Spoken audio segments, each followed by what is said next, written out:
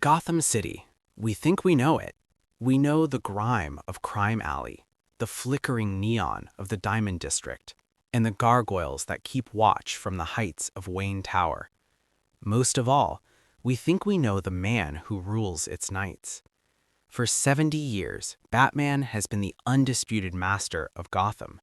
He is its greatest detective, its ultimate protector, and its urban legend.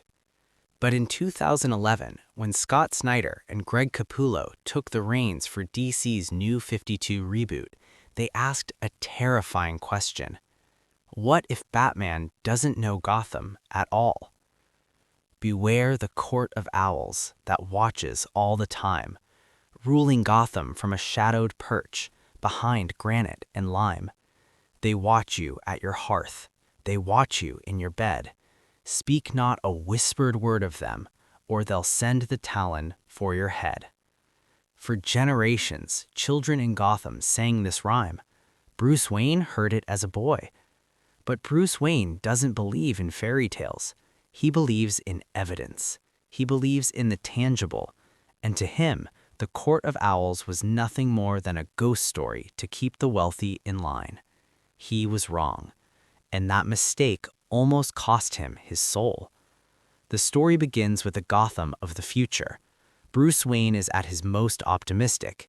He's launching a massive initiative to rebuild the city, to tear down the old rod and replace it with the Gotham of tomorrow. He's working with a promising young politician named Lincoln March. Everything feels bright. Then the first body is found.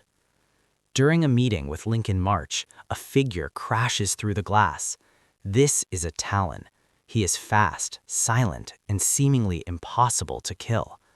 During the struggle, the Talon plunges from the top of Wayne Tower, a fall that would kill any man. But when Batman checks the body, the Talon isn't dead.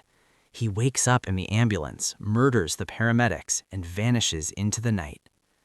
Batman begins to realize that the granite and lime from the nursery rhyme wasn't a metaphor. He discovers secret rooms hidden within the foundations of Gotham's oldest buildings, structures built by the Wayne family's own ancestors. The court has been living in the walls of his own home for centuries. This is where the story shifts from a detective thriller into a psychological horror masterpiece. Issue number 5 of the run is legendary. In the comic, the pages literally begin to turn sideways and upside down, forcing the reader to rotate the book, mirroring Batman's descent into madness. Captured by the court, Batman is thrown into a massive, underground white labyrinth. He is kept there for a week. No food, only drugged water. The court watches from above. They don't just want to kill him, they want to break the legend. They want him to see that he is a guest in their city. We see Batman, the man who has a plan for everything, reduced to a shivering, hallucinating wreck. He sees his ancestors, he sees his failures. He begins to believe that the owl is the natural predator of the bat. The labyrinth sequence is a turning point for the character of Bruce Wayne. We see his hubris laid bare. He thought he was Gotham, but the court shows him that Gotham is ancient, cruel, and belongs to those who stay in the shadows. Just as he is about to be executed, Batman finds a final spark of rage. He realizes the court hasn't just been watching him, they've been mocking the Waynes for generations. He finds a picture of his great-great-grandfather, Alan Wayne, who was tortured to death by the court. With a roar of enough, Batman fights back. He doesn't fight like a ninja, he fights like a cornered animal. He escapes the labyrinth, but the war has only just begun. The court is finished playing games.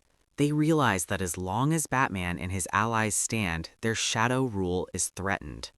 They trigger their endgame, the Night of the Owls. They awaken dozens of Talons, assassins from different eras of Gotham history, kept in cryostasis through a chemical compound called Electrum. Their mission? Assassinate 40 of Gotham's most influential leaders in a single night. This is a massive crossover event. We see the entire Bat family pushed to their limits, but the most shocking revelation is personal. Batman discovers the truth about the Talon's recruitment. They don't just pick anyone. For decades, the court has used Haley Circus, Dick Grayson's childhood home, as a scouting ground. Dick Grayson was supposed to be their gray son, their greatest Talon. If Bruce Wayne hadn't adopted him after that tragic night at the circus, Nightwing would have been the court's ultimate weapon. As the night winds down, only one mystery remains. Who is leading this? Who is the man behind the mask? Batman tracks the mastermind to Willowwood Asylum.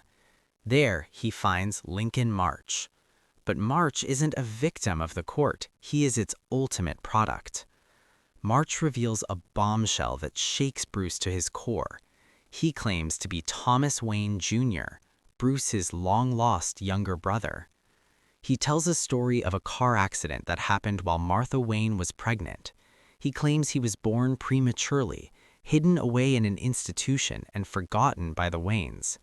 The court found him, raised him, and gave him the suit and the serum to become the owl to Bruce's bat. Is it true? Bruce investigates the records and finds evidence of a child born and lost, but no definitive proof that Lincoln March is that child. The tragedy is that we and Bruce may never know for sure.